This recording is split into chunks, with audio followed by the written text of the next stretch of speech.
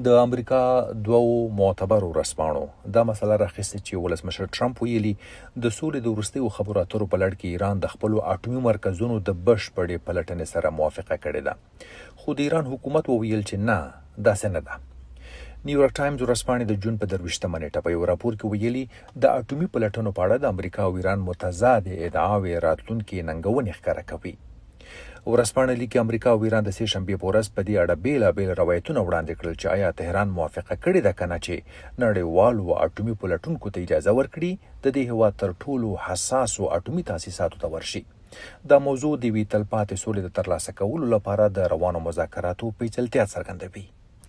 ښاغلي ټرمپ د سې شنبې په ورځ په ټولنیزو رسنیو کې په یو پوسټ کې وویل ایران د اټومي پلټنو له تر ټولو لوړې کچې سره په بشپړ او کامل ډول موافقه کړې ده او زیاته کړه چې هغه ایرانی چارواکي چې بل څه وایي ناسمې څرګندونې کوي. هغه زیاته کړه که هغوی له دې موافقې سره موافقه نه وای کړې نو نورې خبرې اترې به نه وای ترسره شوې. دغه څرګندونې څو ساعته وروسته له هغې وشوې چې د ایران د بهرنیو چارو وزارت ویاند اسماعیل بقایي د یوې پوښتنې په ځواب کې په څرګند ډول نه وویل. کله چې ترې وپوښتل شول چې آیا تهران د سولې په وروستیو خبرو اترو کې موافقه کړې ده که نه چې د ملګرو ملتونو پلټونکو ته د جګړې له امله زیانمن شویو اټومي تاسیساتو ته د لاسرسي اجازه ورکړي.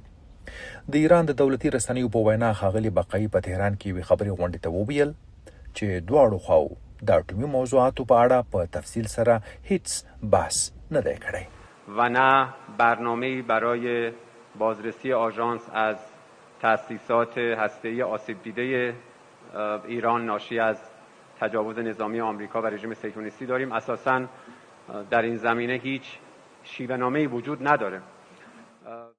د وایي د امریکا او اسرائیلو د پوځي تیري له امله د ایران د زیانمنو شویو اټومي تاسیساتو د پلټنې لپاره د آژانس هیڅ پلان نه لرو. په اصل کې په دې برخه کې هیڅ ډول کړنلاره هم نشته. په هر حال د امریکا مرستیال ولسمشر جی ډي وینس د دوشنبې په ورځ اشاره کړې وه چې د پلټونکو د لاسرسي په اړه یو ډول توافق موجود دی. The Iranians have agreed to invite IAEA inspectors back into their country.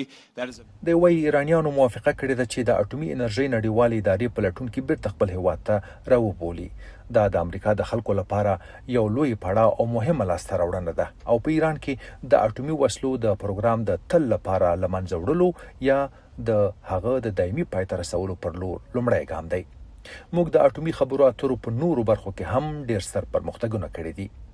دغه ډول د امریکا بلې مشهورې ورځپاڼې واشنګټن پوسټ په خبره د دواړو خواو متضادې څرګندونې ښیي چې ښایي لا هم د مذاکراتو د اوسنیو شرایطو په اړه د دواړو لورو ترمنځ د پام وړ واټن موجود وي او ښایي دا یوازې له هغو ګڼو موضوعاتو څخه یوه وي چې لا هم پرې اختلافات شته. مجاهد جواد، سرچینه، واشنګټن ډي سي.